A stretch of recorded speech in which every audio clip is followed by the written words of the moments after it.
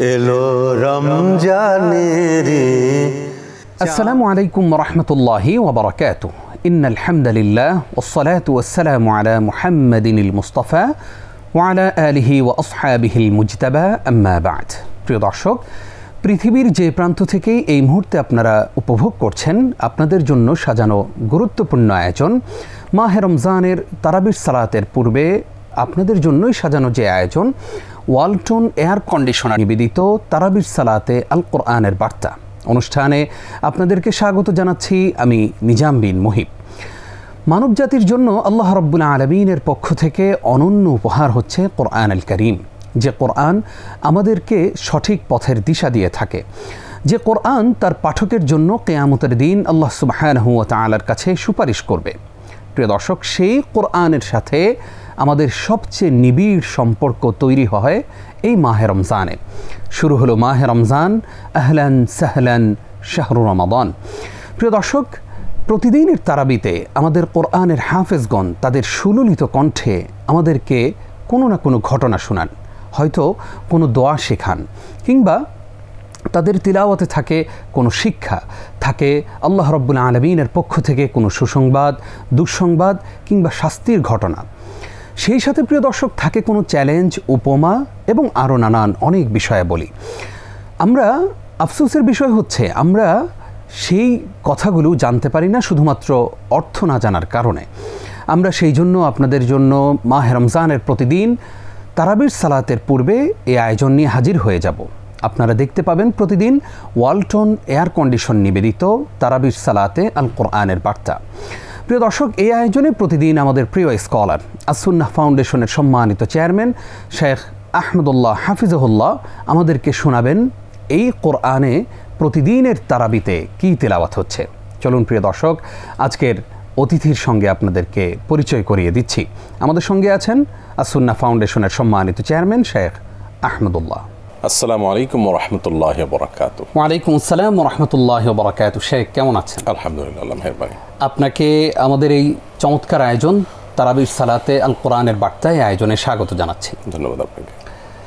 প্রিয় দর্শক, মানব জীবনের জন্য আল্লাহ রাব্বুল আলামিনের পক্ষ থেকে অন্যতম উপহার হচ্ছে কোরআন আল কারীম, যে কোরআন আমাদেরকে অন্ধকার থেকে আলোর দিকে দিশা দিয়ে থাকে, যে কোরআন আমাদের পথ প্রদর্শক।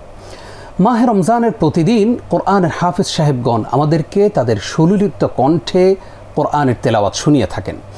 আমরা অনেকেই সেই তেলাওয়াত শুনি, কিন্তু সেখানে কি তেলাওয়াত হচ্ছে, সেখানে আল্লাহ রাব্বুল আলামিন কি আমাদেরকে জানাচ্ছেন, সেখানে আমাদের জন্য কোনো সতর্কবার্তা রয়েছে কিনা, কি ঘটনা রয়েছে সেই তেলাওয়াতগুলোতে, এবং সেখানে কোনো সুসংবাদ, দুঃসংবাদ কিংবা কোনো উপমা অথবা কোনো শাস্তির বিধানই রয়েছে কিনা আমরা অনেকেই জানি না। সেটার একমাত্র কারণ হচ্ছে আমরা অর্থ না জানার কারণে সেই তেলাওয়াত শুনি ঠিকই, তার প্রকৃত স্বাদ খুঁজে পাই না। প্রিয় দর্শক, প্রতিদিন আমরা মাহে রমজানের এই সালাতুত তারাবির পূর্বে আমরা জানবো যে আজকের তারাবিতে কি তিলাওয়াত হচ্ছে, সেখানে আল্লাহ রাব্বুল আলামিন কি বলছেন, সেই বিষয়ে আমাদেরকে জানাবেন শেখ আহমদুল্লাহ। শেখ, আমরা একদম শুরুতেই জানতে চাই যে আজকে এই প্রথম তারাবিতে 1.5 পারা তেলাওয়াত হবে। এই 1.5 পারার মধ্যে সূরা বাকারার 203 আয়াত পর্যন্ত তেলাওয়াত হবে আজকে। শুরুতেই হাফেজ সাহেবগণ আমাদেরকে সূরা ফাতিহা শোনাবেন, তারপরে সূরা বাকারা শোনাবেন। আমরা প্রথমেই জানতে চাই সূরা ফাতিহাতে আল্লাহ রাব্বুল আলামিন কি বলেছেন। ধন্যবাদ আপনাকে। আলহামদুলিল্লাহ, ওয়াসসালাতু ওয়াসসালামু আলা রাসূলিল্লাহ, বাদ। আল্লাহ রাব্বুল আলামিন কোরআনে হাকিম আমাদেরকে দিয়েছেন এখান থেকে পথ প্রদর্শন এবং গাইডলাইন এটি গ্রহণ করবার জন্য। অতএব আল্লাহ তাআলা কি বলছেন সেটি যদি আমরা জানি, সেটা যদি আমরা বুঝি, তাহলে সেখান থেকে আমরা শিক্ষা এবং পথ গ্রহণ করতে পারবো, গাইডলাইন নিতে পারবো। আর যদি আমরা না বুঝি, তাহলে সেক্ষেত্রে তেলাওয়াতের সওয়াব আমরা পাবো, তেলাওয়াত শোনার সওয়াব আমরা পাবো, কিন্তু পথ নির্দেশ আমরা গ্রহণ করতে পারবো না। কোরআনে কারীম আল্লাহ তাআলা শুধুমাত্র সওয়াব আহরণ করবার জন্যই আমাদেরকে দেননি। সওয়াব আহরণ করব, সেটার জন্য আমরা বুঝে শুনি কিংবা না বুঝে তেলাওয়াত করি, সর্বাবস্থা সওয়াব পাবো ইনশাআল্লাহ। বাট কোরআনের যে একটা গুরুত্বপূর্ণ লক্ষ্য, যেটা কোরআনের শুরুতে আল্লাহ বলেছেন হুদাল লিল মুত্তাকিন, একটা মুত্তাকিদেরকে পথ প্রদর্শন করবে, সেই পথ প্রদর্শনের জন্য আল্লাহ কি বলেছেন এটা জানতে হবে। না জানলে আমি কীভাবে পথ সেখান থেকে পাবো? তো তারই ধারাবাহিকতায় এই অনুষ্ঠান আলহামদুলিল্লাহ, এবং আমারও এই বই লেখার প্রচেষ্টা, যাতে করে তারাবিতে আমরা হাফেজ সাহেবদের সুরিত কণ্ঠের তেলাওয়াতের সার নির্যাসটা অন্তত আমরা জানতে পারি। তাতে আমাদের তারাবিতে মনোযোগও বৃদ্ধি পাবে, আমরা তারাবিতে ভিন্ন একটা তৃপ্তি এবং স্বাদ অনুভব করব, তারাবিটা আরও বেশি অর্থবহ হবে ইনশাআল্লাহ, সার্থক হবে। সেই জন্যই মূলত এই বইটির কাজ করা এবং এই অনুষ্ঠানেরও সূচনা সেই চিন্তা থেকেই মূলত। তো ধন্যবাদ আপনাকে, আপনি চমৎকার করেই শুরুর অংশটা পেরেছেন। প্রথম 6 দিন আমাদের দেশে এবং পৃথিবীর অন্য অনেক দেশে একই নিয়মে কোরআন কারীমের খতম হয়ে থাকে তারাবির নামাজে। বাংলাদেশে প্রায় সব মসজিদেই একই নিয়ম ফলো করা হয়ে থাকে। অন্য অনেক বিষয় আমাদের মধ্যে কোনো ঐক্য না থাকলেও বা বহুদা বিভক্তি দেখা গেলেও তারাবির নামাজে কোরআন কারীমের তেলাওয়াত পাঠ করার ক্ষেত্রে হানাফি, গায়রে হানাফি প্রায় সব মসজিদগুলোতেই কিন্তু একই নিয়ম ফলো করা হয় অলমোস্ট, হাতে গোনা কিছু বিচ্ছিন্ন ঘটনা বাদে। ব্যবসায়ীরা তাদের উদ্যোগে হয়তো 10 দিনে খতম করেন বা এরকম এক্সক্লুসিভ কিছু ইস্যু থাকে, সেগুলোর বাইরে সব মসজিদগুলোতে একই নিয়মে হয়। সারা বাংলাদেশে যেখানে আপনি তারাবির নামাজ পড়বেন, খতম তারাবি যদি হয়ে থাকে, তাহলে প্রথম 6 দিন 1.5 পারা করে তেলাওয়াত করা হবে, এরপরে বাকি 21 দিন 1 পারা করে তেলাওয়াত করা হবে। তাহলে প্রথম 6 দিনে আমরা 9 পারা শুনছি, আর বাকি 21 দিনে 21 পারা শুনছি, তাতে 30 পারা শেষ হচ্ছে 27তম রজনীতে। তো এর ধারাবাহিকতায় প্রথম 6 দিনের তারাবিতে যেহেতু 1.5 পারা করে হচ্ছে, আজকে প্রথম তারাবি হিসেবে আজকেও কোরআনে কারীমের প্রথম 1.5 পারা তেলাওয়াত করা হচ্ছে, এবং সেই 1.5 পারার মধ্যে শুরুতে আছে আমরা জানি সূরাতুল ফাতিহা। সূরাতুল ফাতিহা এর মানে হলো প্রারম্ভিকার সূরা, যে সূরা মূলত অবতরণিকার কাজ দেয়। কোরআনের ভূমিকা বলতে পারে যে সূরাকে। ফাতিহা শব্দের অর্থই হলো সূচনাকারিণী, অর্থাৎ যে সূরা কোরআন কারীমকে সূচনা করে দেয় সেই সূরা। সূরাতুল ফাতিহা এটি কোরআন কারীমের সবচাইতে গুরুত্বপূর্ণ সূরাগুলোর একটি। এই সূরার নির্যাস, এর অর্থ, এটি আমাদের জন্য জানা খুবই গুরুত্বপূর্ণ, কারণ কোরআন কারীমে আল্লাহ রাব্বুল আলামিন এই সূরা শুধুমাত্র ফরজ সালাতে প্রতিদিন আমাদেরকে 17 বার কমপক্ষে পড়াটাকে আবশ্যক করে দিয়েছেন। অর্থাৎ সূরা ফাতিহা ছাড়া আমাদের ফরজ নামাজ হচ্ছে না, সুন্নত নফল কোনো নামাজই হচ্ছে না, সকল নামাজই পড়তে হচ্ছে। ফরজ নামাজে শুধু মিনিমাম 17 বার পড়তে হচ্ছে। এরপর সুন্নত নামাজ তার সাথে যদি আমরা প্লাস করি, তাহলে দিনের ভিতরে 40 থেকে 50 বার পর্যন্ত সূরা ফাতিহা আমাদেরকে তেলাওয়াত করতে হবে। এই সূরা ফাতিহার অনেকগুলো নাম আছে, অনেকগুলো বৈশিষ্ট্য আছে। এর ভিতরে একটা হলো সূরা ফাতিহার একটা নাম হলো উম্মুল কোরআন। এই সূরার ফজিলত, এর বৈশিষ্ট্য সম্পর্কে, তাৎপর্য সম্পর্কে বোঝার জন্য নামের দিকে তাকালেই যথেষ্ট। নামই বলছে এর বৈশিষ্ট্য কত বেশি। আল্লাহ তাআলা এটাকে এত গুরুত্বপূর্ণ করেছেন যে এটার নামকরণ করা হয়েছে উম্মুল কোরআন। বিভিন্ন হাদিসে রয়েছে উম্মুল কোরআন মানে হলো কোরআনের মূল, কোরআনের আসল, কোরআনের মা। তার মানে এই সূরার মধ্যে যা আছে সেটাই আসলে পুরা কোরআনের আলোচ্য বিষয়ের টাইটেল বা শিরোনাম আমরা বলতে পারি, কারণ এখানে আল্লাহ তাওহীদ, একত্ববাদের বিষয় আসছে, আরও বিভিন্ন বিষয় আসছে, এই জন্য এটাকে কোরআনের মূল বলা হয়েছে। দ্বিতীয়ত এই সূরার আরেকটা গুরুত্বপূর্ণ নাম আছে, সেটা হলো যে এই সূরা, এখানে আমরা জানি আল্লাহ তাআলার কাছে কিভাবে প্রার্থনা করতে হয় সেই শিক্ষা দেওয়া হয়েছে। আমরা আলহামদুলিল্লাহ রাব্বুল আলামিনের মধ্যে প্রশংসা করছি, আর রহমানুর রহিম, তাকে দয়ালু পরম করুণাময় স্বীকৃতি দিচ্ছি, মালিক ইয়াউমিদ্দিন, কিয়ামতের অধিপতি বলছি।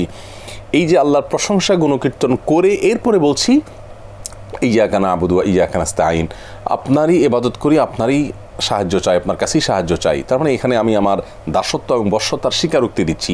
এরপরে আমি বলছি আল্লাহ তাআলার কাছে যে ইহদিনাস সিরাতাল মুস্তাকিম, আপনি আমাকে সরল সঠিক পথ দেখান। তাহলে এখানে মূলত সূরা ফাতিহাতে আমাদেরকে আল্লাহর কাছে একটা জিনিস চাওয়ার শিক্ষা দেওয়া হয়েছে, সেটা হলো আমরা হেদায়েত বা সিরাত মুস্তাকিম, সরল পথ আমরা নিজেরাও জানি না। দৈনন্দিন জীবনেও আমি কোন চাকরিটা করা উচিত, কোন জবে ইন্টারভিউ দেওয়া উচিত, কোন জায়গায় চেষ্টা করা উচিত, কোন কলেজে কোন ভার্সিটিতে ট্রাই করা উচিত, কোথায় বিয়ে করা উচিত, কোথায় না করা উচিত, আমরা জানি না। তো আল্লাহর সাহায্য, আল্লাহর গাইডলাইন প্রত্যেকটা ক্ষেত্রে আমাদের প্রয়োজন হয়। সূরা ফাতিহাতে সিরাত মুস্তাকিমের প্রার্থনা করার মধ্য দিয়ে আমরা সেই গাইডলাইনটা আল্লাহর কাছে চাইলাম যে আল্লাহ আপনি আমাকে গাইড করেন, আপনি সব জানেন, ত্রিকালদর্শী আপনি জানেন যে আমার কোথায় কল্যাণ আছে না আছে, সো আপনি আমাকে গাইড করেন। গুরুত্বপূর্ণ দোয়া করার আগে আল্লাহর প্রশংসা করতে হয়, সে শিক্ষা দেওয়া আছে। এই জন্য এই সূরাকে সূরাতু তালিমিল মাসআলা বা আল্লাহর কাছে প্রার্থনার শিক্ষাদানের সূরাও নামকরণ করা হয়েছে, এই নামে নামকরণ করা হয়েছে। এর বাইরে সূরাতুল ফাতিহার আরও অনেক নাম আছে। সূরাতুশ শিফা বলা হয়, কারণ এই সূরা সর্বরোগের শেফা। আল্লাহ তাআলা কোরআন কারীমকে শেফা হিসাবেও আমাদের জন্য দিয়েছেন। এর অনেক উপকারিতার ভিতরে একটা হলো শেফার কাজ হয়। অলৌকিকভাবে আল্লাহ রাব্বুল আলামিন যে কোনো রোগ আক্রান্ত হলে, আমরা অসুস্থ হলে বা কোনো ধরনের অসুবিধা তৈরি হলে আমরা সূরা ফাতিহা পড়ে ফু দিয়ে আমরা ট্রিটমেন্ট এর নিয়ত করতে পারি, আল্লাহ তাআলা তার মাধ্যমে শিফা দেন। জন্য সূরা শিফাও বলেছে। অনেকগুলো নাম আছে, আমরা শুধু এই কয়টার মধ্যে সীমাবদ্ধ থাকি। সূরাতুল ফাতিহা, উম্মুল কোরআন, তালিমুল মাসআলা মানে দোয়া প্রার্থনা শিক্ষা দেওয়ার সূরা, এবং সেই সাথে সূরাতুল শিফা, আর অনেকগুলো নাম আছে। সূরা ফাতিহার মূল আলোচ্য বিষয় তিনটা। এক হলো আল্লাহর প্রশংসা, দুই হলো আল্লাহর ইবাদত এবং দাসত্ব করে বশ্যতা স্বীকার করে তারপর আল্লাহর কাছেই শুধু প্রার্থনা করতে হয়, অন্য কারোর কাছে না। আমরা বলছি ইয়াকা না'বুদু ওয়া ইয়াকা নাস্তাইন, আপনার কাছেই ইবাদত করছি, আপনার কাছেই সাহায্য চাই, আপনার ইবাদত করছি, আপনার কাছে সাহায্য চাই। তার মানে আমার সাহায্য লৌকিকভাবে আমি কারোর কাছে চাইতে পারি, আপনাকে বলতে পারি আপনার কলমটা আমাকে দেন, এটা হলো লৌকিক চাওয়া। অলৌকিক চাওয়া হলো যে আপনি ওখানে আসেন, বসে আছেন, আমি অসুস্থ আছি, আমাকে সুস্থ করে দেন, এটা হলো অলৌকিক চাওয়া। এই অলৌকিক চাওয়া এটা আল্লাহ ছাড়া কারোর কাছে হতে পারে না। আর লৌকিক চাওয়া পৃথিবীতে যে কারো মানুষের কাছে হতে পারে। তো এই স্বীকারোক্তি আমরা আল্লাহ তাআলার কাছে দিচ্ছি এখানে। এটি মূলত একত্ববাদের স্বীকারোক্তি, এবং শেষে এসে আল্লাহ তাআলার কাছে হেদায়েত কামনা করছে যে আল্লাহ হেদায়েত আপনি আমাদেরকে দেখান। হেদায়েত এত গুরুত্বপূর্ণ যে আল্লাহ আমাকে গাইডলাইন না করলে আমি বিবেক বুদ্ধি দিয়ে সত্য সবসময় আবিষ্কার করতে পারবো না। সেজন্য আল্লাহ তাআলার কাছে সূরা ফাতিহাতে হেদায়েত কামনা করা হয়েছে। এবং সব শেষে এসে যারা পথভ্রষ্ট হয়েছে, খ্রিস্টানরা, যারা অভিশপ্ত হয়েছে, ইহুদিরা, তাদের পথে যেন আল্লাহ আমি পরিচালিত না হই, আমি যেন যাদের নেয়ামত আপনি যাদেরকে দিয়েছেন আপনার প্রিয় বান্দারা, নবীগণ, রাসূলগণ, আপনার ওলিগণ, নেককারগণ, তাদের পথে যেন আমি চলতে পারি, আল্লাহর কাছে সেই গাইডলাইন চাওয়া হয়েছে। এ হলো মোটামুটি সূরা ফাতিহার সারনির্যাস। জাযাকাল্লাহ খাইর। আমরা সূরা ফাতিহা সম্পর্কে জানলাম। শেখ, আসবো আপনার কাছে আবারও ইনশাআল্লাহ ছোট্ট একটি বিরতির পর। প্রিয় দর্শক, আপনারা দেখছেন আপনাদের প্রিয় আয়োজন, গুরুত্বপূর্ণ আয়োজন মাহে রমজানের প্রতিদিন তারাবির সালাতের পূর্বে আপনাদের জন্যই সাজানো যে আয়োজন, ওয়ালটন এয়ার কন্ডিশনার নিবেদিত তারাবির সালাতে আল কোরআনের বার্তা। অনুষ্ঠানের এ পর্যায়ে ছোট্ট একটি বিরতি নিচ্ছি, আমাদের সঙ্গেই থাকুন। প্রিয় দর্শক, আপনাদেরকে আরও একবার স্বাগত জানিয়ে শুরু করছি ওয়ালটন এয়ার কন্ডিশনার নিবেদিত তারাবির সালাতে আল কোরআনের বার্তা। আজকে আমরা মাহে রমজানের এই প্রথম দিনে আমরা জানছি যে প্রথম দিনের 1.5 পারা তেলাওয়াতে কি তেলাওয়াত হচ্ছে, কোরআনের হাফেজগণ আমাদেরকে কি শোনাচ্ছেন, কি ঘটনা রয়েছে, কি দৃষ্টান্ত রয়েছে, কি চ্যালেঞ্জ রয়েছে, কি শিক্ষা রয়েছে, এবং সেই সাথে কোনো দোয়া আছে কিনা জানাচ্ছেন আমাদের প্রিয় স্কলার শেখ আহমদুল্লাহ। শেখ, আপনাকে আরও একবার স্বাগত। আমরা এবার জানতে চাই যে সূরা বাকারা মদিনায় অবতীর্ণ হয়েছে। এই সূরা 286টি আয়াত রয়েছে এই সূরাতে। আজকের প্রথম তারাবিতে 203 আয়াত পর্যন্ত হাফেজ সাহেবগণ তেলাওয়াত করবেন। এই যে 203 আয়াত পর্যন্ত তেলাওয়াত করবেন, এখানে আপনি শুরুতেই বলবেন সূরা বাকারা আসলে কোন প্রেক্ষাপটে নাজিল হয়েছে? ধন্যবাদ আপনাকে। সূরাতুল বাকারা কোরআনের সবচেয়ে বড় সূরা। সূরাতুল বাকারা হলো কোরআনের সর্বোচ্চ আয়াত সংখ্যা বিশিষ্ট সূরা। আপনি যেটি জানতে চেয়েছেন যে সূরা বাকারার নাজিলের প্রেক্ষাপট কি বা বাকারা নামকরণের কারণ কি, সূরা বাকারা পুরা সূরাতে অনেকগুলো ঘটনা, অনেকগুলো আদেশ নিষেধ, অনেকগুলো বিষয় আছে। অতএব পুরো সূরার কোনো একক প্রেক্ষাপট নেই। নামকরণের কারণ বলতে পারি আমরা, সেটা যদি বলি তাহলে আমরা বলবো বাকারার মানে হলো গাভী। তো এই সূরায় মূলত বনী ইসরায়েলের একটি ঘটনা উদ্ধৃত হয়েছে, আলোচিত হয়েছে। কোরআনের একটা স্টাইল বা নিয়ম হলো যে কোরআনে কোনো সূরার সবচাইতে মোস্ট ইম্পর্টেন্ট অংশ অথবা সবচাইতে গুরুত্বপূর্ণ বা আলোচিত ঘটনা বা অংশকে কেন্দ্র করে সেটার নামে পুরা সূরার নামকরণ করা হয়। যেমন কোনো এলাকাতে আমরা অনেকগুলো গাছ আছে, কিন্তু একটা গুরুত্বপূর্ণ পয়েন্টে হয়তো একটা তাল গাছ আছে, তখন আমরা তালতলা নাম দিয়ে দিই। ঠিক একইভাবে এই সিস্টেমটা কোরআন থেকেই হয়তো আসছে, পৃথিবীতে মানুষের মধ্যে এই রেওয়াজ চালু হয়েছে মেবি, কারণ কোরআনের আগে এরকম কিছু দেখা যায় না যে পুরো সূরা বাকারার মধ্যে অনেকগুলো ঘটনা আছে। এর মধ্যে সবচাইতে প্রসিদ্ধ এবং সবচাইতে জনপরিচিত ঘটনা হলো বাকারা বা গাভীর ঘটনাটি। সেজন্য সূরার নামকরণ করা হয়েছে গাভীর ঘটনা সংশ্লিষ্ট সূরা, যদিও এখানে অন্যান্য বিষয় আলোচনায় আসছে। গাভীর ঘটনাটা কি আমরা একেবারে সংক্ষিপ্ত সময়ে যদি বলি, জাস্ট এক লাইনে যদি বলি, সেটা হলো যে বনী ইসরায়েলের মধ্যে এক ব্যক্তি অপর ব্যক্তিকে খুন করেছে। খুনিকে এটা কোনোভাবে জানা যাচ্ছিল না। তখন মুসা আলাইহিস সালামের নবুয়তের যে অলৌকিকত্ব, এটি জানবার জন্য বনী ইসরায়েল তাকে বলেছিলেন যে আপনি আল্লাহর কাছে একটু দোয়া করুন বা কোনো একটা ব্যবস্থা করুন যাতে আমরা খুনিকে অলৌকিকভাবে চিহ্নিত করতে পারি। তখন তিনি আল্লাহর কাছে দোয়া করলে আল্লাহ তাআলা বললেন যে ঠিক আছে, তাদেরকে একটা গাভী জবাই করতে বলো। তারা আবার পাল্টা প্রশ্ন করলো গাভীর ধরন কি, তার রং কি, ইত্যাদি ইত্যাদি। এগুলো করতে করতে তারা এই জিনিসটাকে আরও জটিল করে তুললো। আল্লাহ গাভী জবাই করতে বলছে যে কোনো গাভী এই উদ্দেশ্যে জবাই করলে হয়তো হয়ে যেত, বাট তারা প্রশ্ন করে করে করে করে তাদের বিষয়টাকে আরও জটিল করে তুলেছে। এরপরে শেষ পর্যন্ত তারা একটা গাভী আল্লাহর নির্দেশ মতো জবাই করলো। জবাই করার পর অলৌকিকভাবে মৃত ব্যক্তি খুনিকে তার বিষয়ের স্বীকারোক্তি দিয়েছে বা তার বিষয়ে স্বীকারোক্তি পাওয়া গেছে। তো এর মধ্য দিয়ে অলৌকিকত্ব নবীর প্রমাণ হলো। আবার আল্লাহ কোনো বিষয়কে খুব বেশি জটিল না করে ইজি করে দিলে সেটাকে প্রশ্ন করে করে অহেতু খুঁচিয়ে জটিল যেন না করি আমরা, সেটা শিক্ষা এখান থেকে পাওয়া যায়। তো এই ঘটনা যেহেতু সূরা বাকারা রয়েছে, সেজন্য সূরার নামকরণ সূরা বাকারা বলে করা হয়েছে। আমরা চমৎকার করে জানছি আপনার কাছ থেকে। আমরা এবার জানতে চাই যে আজকে যে তিলাওয়াত হবে, সূরা বাকারার যে অংশটা তিলাওয়াত হবে, হাফিজি কোরআন শরীফের 2 পারার 10 পৃষ্ঠা পর্যন্ত তিলাওয়াত হবে। এখানে আল্লাহ রাব্বুল আলামিন আমাদের জন্য কি কি আদেশ দিয়েছেন? ধন্যবাদ। আমরা মনে হয় আদেশে যাওয়ার আগে আরেকটা কথা বলতে পারি যে কোরআন কারীমের একেবারে গুরুত্বপূর্ণ এই সূরার শুরুতে আল্লাহ তাআলা মানুষকে 3 ভাগে ভাগ করেছেন। মানুষের মধ্যে মুমিন, কাফির এবং মুনাফিক। আল্লাহর প্রতি বিশ্বাসী আত্মসমর্পণকারী মুমিন, আর তারা সালাত আদায় করবে, যাকাত আদায় করবে, আল্লাহর রাহ থেকে খরচ করবে এবং গায়বের প্রতি ঈমান আনবে, এটা তাদের বৈশিষ্ট্য।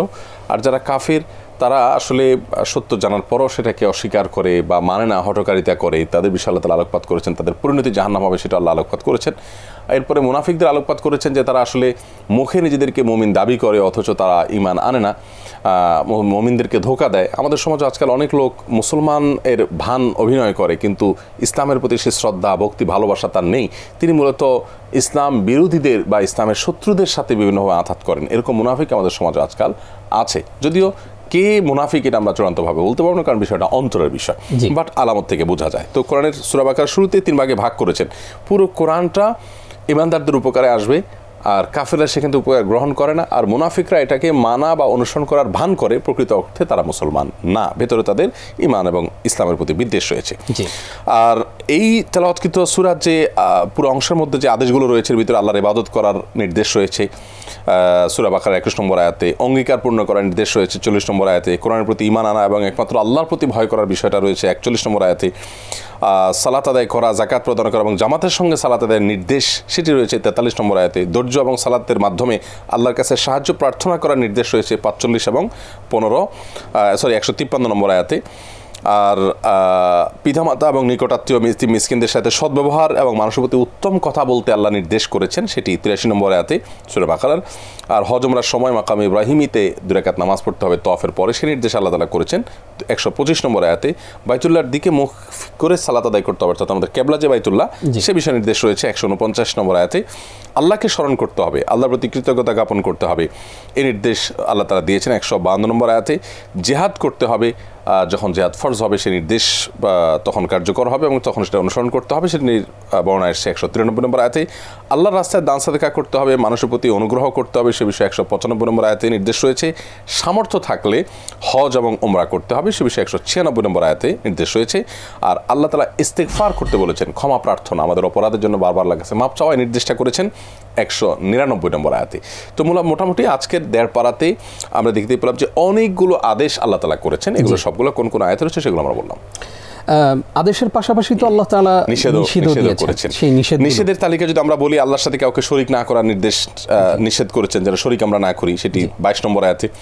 কোরআনকে অস্বীকার করতে আল্লাহ নিষেধ করেছেন, আল্লাহর আয়াতের বিনিময়ে পার্থিব স্বার্থ গ্রহণ করতে, অর্থাৎ কোরআন বিক্রি করে খেতে, যেটাকে বলে স্বার্থের কারণে কোরআনের বিধান পরিবর্তন করা, এটা করতে আল্লাহ নিষেধ করেছেন 41 নম্বর আয়াতে। সত্যকে মিথ্যার সাথে মিশিয়ে ফেলতে আল্লাহ নিষেধ করেছেন, সত্যকে গোপন করতে নিষেধ করেছেন। আমাদের মধ্যে সত্য গোপন করার প্রবণতা আছে, কিন্তু আমি জানি কিন্তু বলছি না, ঝামেলা হবে সেজন্য, অথবা আমার স্বার্থের কারণে আমি লুকাচ্ছি, এটা নিষেধ করেছেন সত্য গোপন করতে 42 নম্বর আয়াতে। পরস্পরকে রক্তপাত না করতে, আল্লাহ পরস্পরের রক্তপাত করতে, মারামারি করতে নিষেধ করেছেন। কাউকে তার ভিটা থেকে বিতাড়িত করতে আল্লাহ তাআলা নিষেধ করেছেন, বাস্তুচ্যুত করা, জবরদখল করা, কাউকে তার ল্যান্ড থেকে, জমি থেকে সরিয়ে দিতে নিষেধ করেছেন 84 নম্বর আয়াতে বাকারার। সন্দেহ পোষণকারীদের যেন আমরা অন্তর্ভুক্ত না হই, সে বিষয়ে আল্লাহ তাআলা আমাদের নির্দেশ করেছেন 147 নম্বর আয়াতে। আল্লাহর অকৃতজ্ঞ হওয়ার ব্যাপারে নিষেধাজ্ঞা আরোপ করা হয়েছে 152 নম্বর আয়াতে। শয়তানের পদাঙ্ক অনুসরণ করতে নিষেধ করা হয়েছে 168 নম্বর আয়াতে। অন্যায়ভাবে কারো সম্পদ ভক্ষণ না করতে বলা হয়েছে 188 নম্বর আয়াতে। নিজের জীবনকে যেন ধ্বংসের মুখে ফেলে না দেই, সেজন্য আল্লাহ তাআলা 155 নম্বর আয়াতে নির্দেশ করেছেন। করেছেন। এখানে নিজের জীবনকে ধ্বংসের মধ্যে ফেলে দেওয়া বলতে ওয়ালা আতুল কুবিয়াতিক মিনাত তাহলুকা, নিজেদেরকে ধ্বংসের দিকে ঠেলে দিও না, তার মানে আত্মহত্যা করো না, নিজের ক্ষতি হয় এমন কোনো কাজ করো না। ইসলাম আমাদেরকে এমন জীবনবিধান দিয়েছে যেখানে অন্যের ক্ষতি করা তো যাবেই না, নিজেও ক্ষতিগ্রস্ত হওয়া যাবে না। এই জন্য নবী সাল্লাল্লাহু আলাইহি ওয়াসাল্লাম বলেছেন লা দারারা ওয়ালা দিরারা, নিজে ক্ষতিগ্রস্ত হওয়া যাবে না এবং কাউকে ক্ষতিগ্রস্ত করাও যাবে না। অন্যান্য ধর্মে অন্যদের অধিকারের কথা বলে, কিন্তু আপনার নিজের জীবনের প্রতিও যে আপনার কর্তব্য আছে, আপনার শরীরের প্রতি যে আপনার কর্তব্য আছে, ইসলাম কিন্তু সেটাও বলে। তো এই ছিল মোটামুটি আজকের তেলাওয়াতকৃত আয়াতে নিষিদ্ধ বিষয়গুলো। আমরা এবার আপনার কাছ থেকে আজকের তারাবিতে কি কি ঘটনাগুলো রয়েছে সেগুলো জানতে চাই। দেখুন, আজকের তারাবিতে সবচেয়ে বেশি ঘটনাবহুল তারাবি বলতে পারি, অর্থাৎ তারাবির তেলাওয়াতকৃত অংশটা সবচেয়ে ঘটনাবহুল। এখানে অনেকগুলো ঘটনা রয়েছে, এর ভিতরে একটা ঘটনা আমরা ইতিমধ্যে বলে ফেলেছি। শুরুর দিকেই থাকছে আদম আলাইহিস সালামকে আল্লাহ সৃষ্টি করেছেন, তার সূচনার ইতিহাস, কিভাবে সৃষ্টি করেছেন, কোথা থেকে সৃষ্টি করেছেন, মাটি থেকে সৃষ্টি করেছেন। এখান থেকে বিজ্ঞানের বিভিন্ন থিওরির ব্যাপারে আমাদের ধারণা এখানে তৈরি হয় এবং আমরা জানতে পারি নিশ্চিতভাবে যে আল্লাহ তাআলা মানুষকে সৃষ্টি করেছেন মাটি থেকে, একটা সুনির্দিষ্ট নিয়ম আছে। অতএব এর বাইরে অন্য কোনো থিওরি যদি কেউ বলেও থাকে সেটা অবশ্যই সঠিক নয়। একজন ইমানদার সেই বিশ্বাস দৃঢ়ভাবে তিনি করবেন।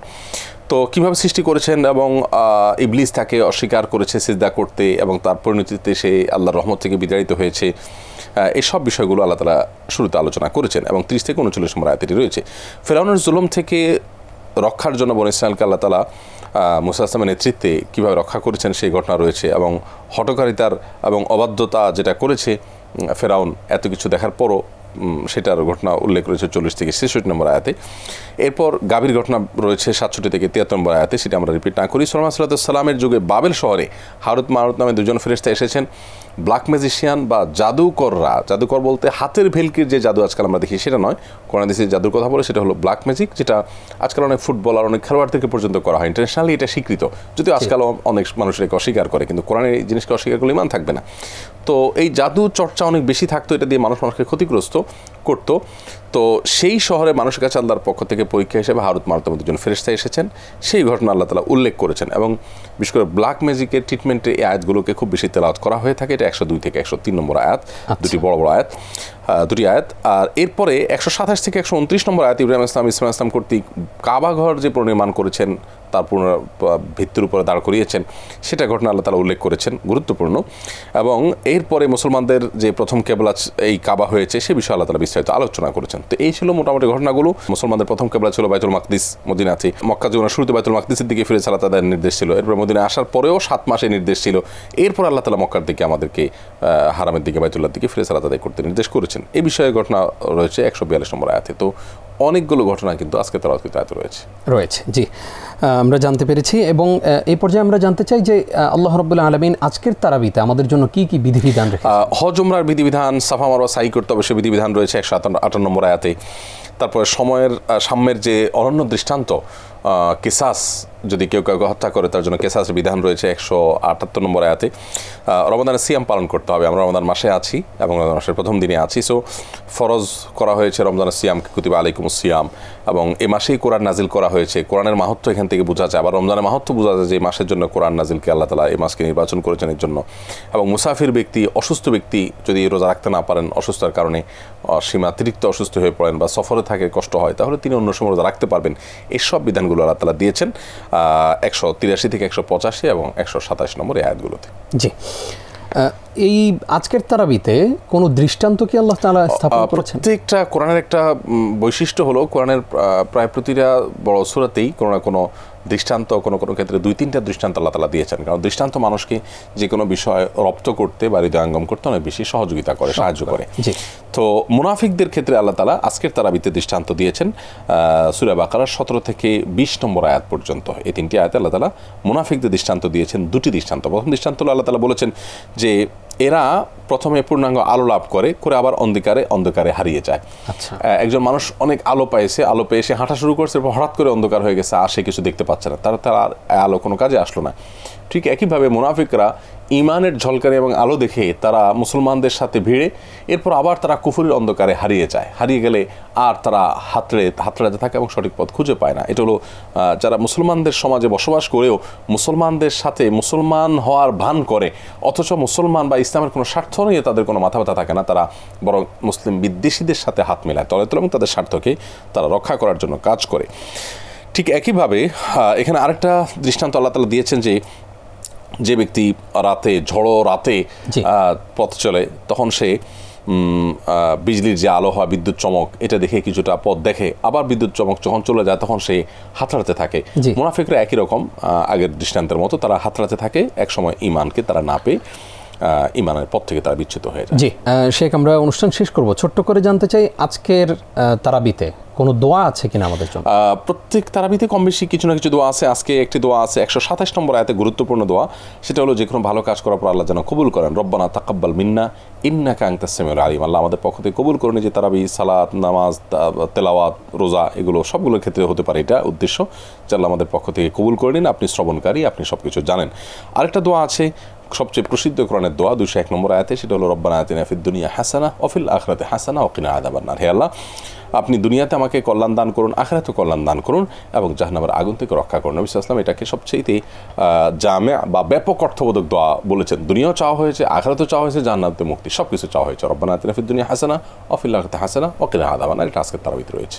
আজকের তারাবি থেকে আমাদের জন্য শিক্ষা, অনেক শিক্ষণীয় বিষয় আছে, সেগুলো তো বলে শেষ করা যাবে না। আমরা মধ্যমপন্থী উম্মত, সেটা আল্লাহ তাআলা বলেছেন। অতএব আমাদের আদর্শ, আমাদের চিন্তা, চেতনা, মানহাজ, পদ্ধতি, সবগুলোতে মানহাজে ওয়াসাতিয়া বা মধ্যম পন্থার চর্চা থাকতে হবে। বাড়াবাড়ি ছাড়াছাড়ি কোনোটি আমরা করব না। এটি রয়েছে কঠোরতা, গোড়ামি, বাড়াবাড়ি, সীমালঙ্ঘন কোনোটা যেন না করি। সেটি 143 নম্বর আয়াতে আল্লাহ বলেছেন, এটা একটা শিক্ষা। আরেকটা শিক্ষার বিষয় হলো 90 নম্বর আয়াতে হচ্ছে, যেটা আল্লাহর অবাধ্য যদি কেউ হয় তাহলে সেক্ষেত্রে আল্লাহর গজব নিপতিত হওয়ার আশঙ্কা আছে। এই ভয় একজন ইমানদার সবসময় সতর্ক থাকবেন। আর 156 নম্বর আয়াতে একটি শিক্ষার বিষয় রয়েছে, সেটি হলো যে বিপদ আপদে ধৈর্য ধারণের পাশাপাশি আমাদেরকে বলতে হবে ইন্না লিল্লাহি ওয়া ইন্না ইলাইহি রাজিউন। অর্থাৎ বিপদ যেটা হয়েছে আল্লাহর তরফ থেকে হয়েছে, এর মধ্যে কোনো কল্যাণ নিশ্চয়ই আছে। এর মাধ্যমে আমি মূলত নিজে ডিপ্রেশন থেকে রক্ষা পাবো ইনশাআল্লাহ। যে কোনো বিপদ হলেই নাইলা পড়ার জন্য আল্লাহ আমাদেরকে শিক্ষা দিয়েছে। জাযাকাল্লাহ খাইর। উস্তাদ সময় বলছে আমাদেরকে বিদায় নিতে হবে, আপনি কষ্ট করে সময় দিয়েছেন এবং আজকে আমরা অনেক উপকৃত হয়েছি। আশা করি মাহে রমজানের প্রতিদিন এভাবে আপনার কাছ থেকে আমরা উপকৃত হব ইনশাআল্লাহ। ইনশাআল্লাহ। প্রিয় দর্শক, এতক্ষণ যারা আমাদের সঙ্গে ছিলেন আপনাদেরকেও ধন্যবাদ জানিয়ে শেষ করছি আজকের আয়োজন। আপনারা দেখছিলেন ওয়ালটন এয়ার কন্ডিশনার নিবেদিত তারাবির সালাতে আল কোরআনের বার্তা। আজকের মতো এইটুকুই, আগামী পর্ব দেখবেন সেই প্রত্যাশায় বিদায় নিচ্ছি আমি নিজাম বিন মুহিব। আসসালামু আলাইকুম ওয়া রাহমাতুল্লাহি ওয়া বারাকাতুহু।